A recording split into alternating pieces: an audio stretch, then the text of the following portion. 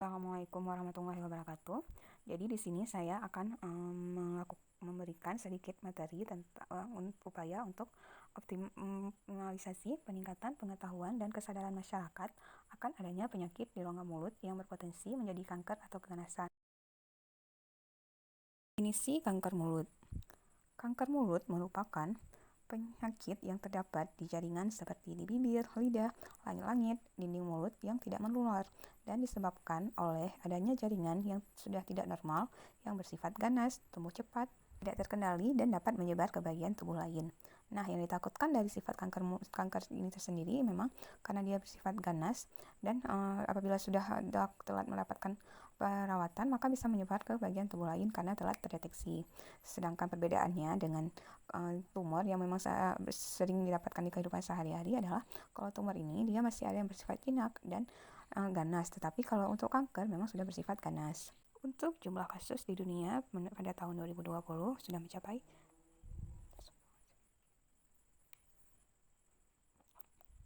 Untuk jumlah kasus di dunia pada tahun 2020 sudah mencapai 377.713 kasus. Kasus di Asia 248.360 kasus. Sedangkan di Asia Tenggara mencapai 18.381. Nah, untuk di kasus di Indonesia sendiri mencapai 5.780 kasus dengan yang meninggal sebanyak 3.087 jiwa. Hal ini menunjukkan artinya lebih dari setengah penderita itu tidak terselamatkan. Karena hal ini menyebabkan Indonesia berada pada peringkat ke-6 dengan kanker mulut di Asia Tenggara. Adalah beberapa artikel yang membahas tentang adanya kanker rongga mulut. Ada yang tentang kanker lidah. Ini secara umum merupakan artikel di Indonesia. Tapi ada juga ditemukan artikel yang membahas tentang kasus mulut di Aceh. Bahkan ada kasus yang juga terjadi di PD Jaya. Untuk Penyebabnya untuk kanker mulut belum diketahui secara pasti, tetapi untuk faktor yang kemungkinan menyebabkan dihubungkan dengan beberapa faktor. Satu, yaitu faktor genetik. Nah, faktor genetik atau faktor keturunan ini dihubungkan seperti misalkan ada kasus di keluarga tersebut ada ibu atau ayah yang punya riwayat kanker, maka hal ini akan lebih rentan untuk diturunkan kepada anak atau cucunya. Sehingga apabila sudah ada riwayat kanker di keluarga,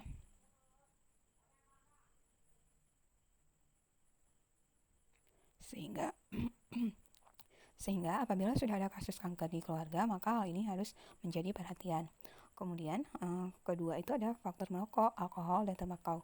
Kalau faktor ini dihubungkan dengan karena adanya kandungan dari kandungan tersebut yang bisa mengiritasi jaringan. Karena sudah mengiritasi jaringan, maka hal ini akan menyebabkan jaringan di tempat tersebut akan lebih susah untuk mengalami penyembuhan. Karena sering terpapar, maka hal ini menyebabkan penyembuhan menjadi lebih lama dan akan berisiko untuk terjadinya kanker mulut. Kemudian gigi berlubang dan sisa akar gigi. Untuk faktor ini dihubungkan secara faktor tidak langsung. Untuk yang gigi berlubang dan sisa akar gigi,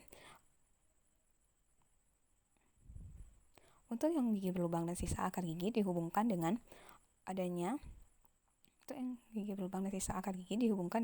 struktur dari jaringan gigi yang tersisa itu. Karena apabila sudah terjadi gigi berlubang dan sudah terdapat sisa akar gigi, maka hal ini menyebabkan permukaannya itu menjadi tidak halus lagi, dan karena adanya beberapa tempat yang menjadi tajam, maka hal ini akan lebih rentan untuk menyebabkan luka di area jaringan lunak rongga mulut. Karena sudah terjadi luka dan apabila faktor penyebabnya tidak dihilangkan seperti giginya ditambal ataupun sisa akar giginya dicabut, maka hal ini karena lebih terpapar, maka akan berisiko untuk terjadinya kanker mulut. Kemudian untuk kebersihan rongga mulut yang buruk.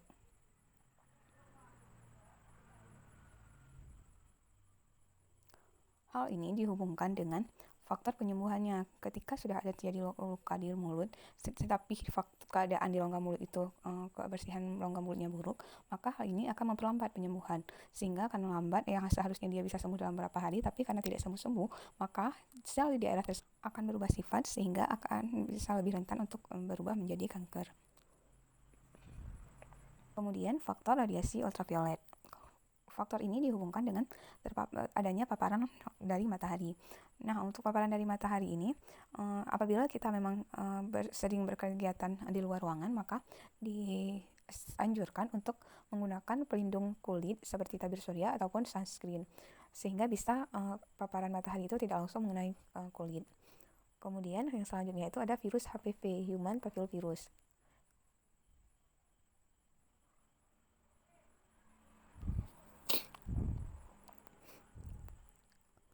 Human papillovirus ini atau bahasa awamnya dikenal dengan virus penyebab penyakit menular seksual.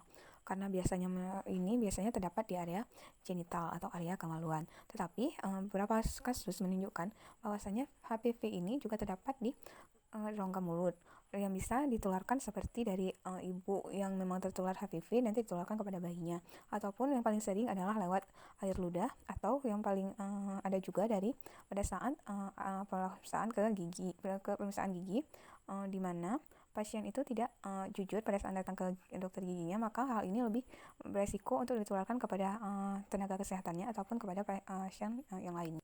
Untuk lokasi, sebenarnya semua daerah di rongga mulut itu bisa berpotensi untuk menjadi untuk terdapat kanker mulut. Tapi beberapa penelitian menunjukkan paling banyak itu terdapat gusi 36%, lidah 32%, kemudian bibir 20%, dan jaringan lunak 8%. Jaringan lunak ini bisa seperti di pipi.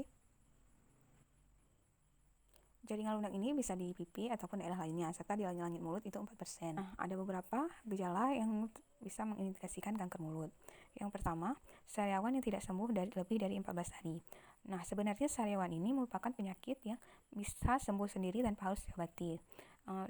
Dimana kalau ukurannya kecil maka bisa sembuh di sekitar 7 hari, ataupun kalau sudah besar bisa sembuh di sekitar 10-14 hari. Karena sariawan ini merupakan penyakit rongga mulut yang paling sering diderita oleh masyarakat kita, maka hal ini harus menjadi perhatian. Yang harus menjadi perhatian itu adalah waktunya dilihat. Apabila sudah tidak sembuh lebih dari 14 hari, maka hal ini harus menjadi perhatian dari penderitanya untuk dilakukan untuk mencari penanganan lebih lanjut. Kemudian warna dari lukanya. Warnanya itu bisa menjadi merah dan atau putih atau bercampur keduanya. Kemudian bisa terdapat pembengkakan atau pembesaran yang bertambah. Selanjutnya, perubahan permukaan yang tidak biasa bisa menjadi terlalu licin daerah jaringan rongga mulutnya, ataupun bisa menjadi terlalu kasar, bahkan ada yang disertai dengan tumbuh rambut.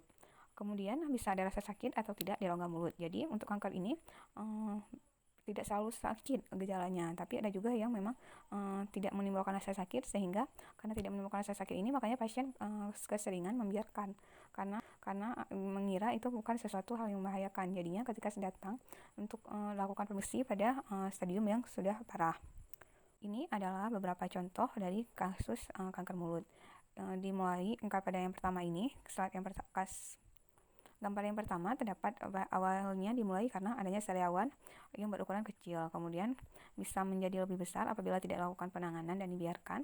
Kemudian pada gambar yang ketiga ini adalah kebiasaan menguntil atau menaruh tembakau di area bibir bawah, sehingga karena adanya zat dari tembakau itu yang menyebabkan kanker, maka bisa lebih rentan untuk menyebabkan kanker.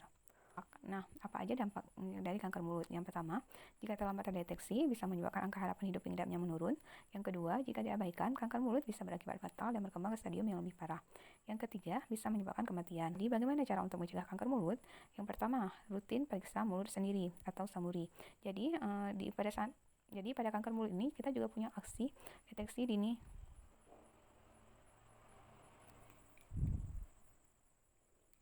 Kita juga punya aksi deteksi dini, yaitu dengan aksi SAMURI, periksa mulut sendiri.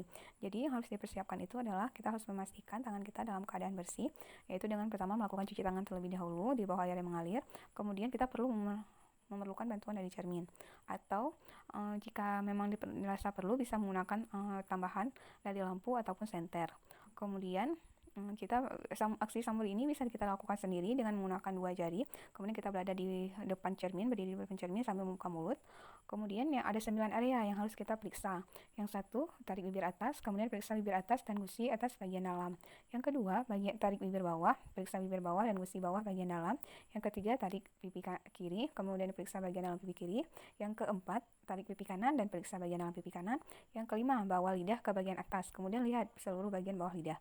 Yang keenam, julurkan area lidah ke bagian depan, kemudian periksa seluruh bagian atas lidah. Yang ketujuh, periksa langit mulut hingga ke dalamnya. Dan yang kedelapan, bawa lidah ke bagian kanan, dan melihat daerah sekitar bagian kanan itu, kemudian bagian ke area 9, periksa tepi lidah bagian kiri. Kemudian sudah dilakukan pemeriksaan. Nah, apa yang harus diperhatikan kan adalah dilihat apakah apabila sudah ada terdapat luka atau sariawan, maka dilihat apakah terdapat perubahan ukuran, warna, bentuk, dan tekstur. Dan juga dilihat untuk harinya. Apabila sudah lebih dari 14 hari, maka hal ini harus menjadi perhatian. Jadi, apabila ditemukan perubahan tersebut, maka hal yang harus dilakukan adalah segera ke dokter gigi terdekat atau ke fasilitas pelayanan kesehatan terdekat. Nah, ini adalah video panduan untuk pemeriksaan untuk cuci tangan yang baik dan benar. 1. Basahi tangan dengan air bersih. 2. Gunakan sabun pada tangan secukupnya. 3. Gosok telapak tangan yang satu ke telapak tangan lainnya. 4. Gosok punggung tangan dan sela jari. 5. Gosok telapak tangan dan sela jari dengan posisi saling bertautan. 6. Gosok punggung jari ke telapak tangan dengan posisi jari saling bertautan. 7. Genggam dan basuh ibu jari dengan posisi memutar. 8. Gosok bagian ujung jari ke telapak tangan agar bagian kuku terkena sabun. 9. Gosok tangan yang bersabun dengan air bersih mengalir. 10. Keringkan tangan dengan lap sekali pakai atau tisu. 11. Bersihkan pemutar keran air dengan lap sekali pakai atau tisu. Lalu buang tisu ke dalam tong sampah. Kemudian ini adalah video panduan untuk melakukan aksi periksa mulut sendiri atau samuri.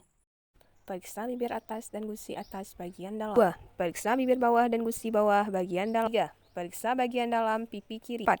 Periksa bagian dalam pipi kanan. 5. Periksa seluruh bagian bawah lidah. 6. Periksa seluruh daerah bagian atas lidah. 7. Periksa langit-langit mulut hingga ke dalamnya. 8. Periksa tepi lidah bagian kanan. 9. Periksa tepi lidah bagian. Selanjutnya, pencegahan kedua yaitu membiasakan perilaku menjaga gigi mulut dengan yaitu menyikat gigi 2 kali sehari, dimulai dilakukan pada pagi setelah sarapan dan malam sebelum tidur menggunakan pasta gigi yang mengandung fluoride. Kemudian juga mengganti sikat gigi itu diganti 3 bulan sekali. Kemudian pencegahan yang ketiga yaitu dengan melakukan hindari faktor risiko, yaitu seperti apabila merokok maka berhenti merokok dan mengurangi konsumsi alkohol, serta apabila memang berkegiatan di luar ruangan maka menggunakan tabir surya sebelum berkegiatan. Kemudian yang keempat, rutin pemeriksaan ke dokter gigi, yaitu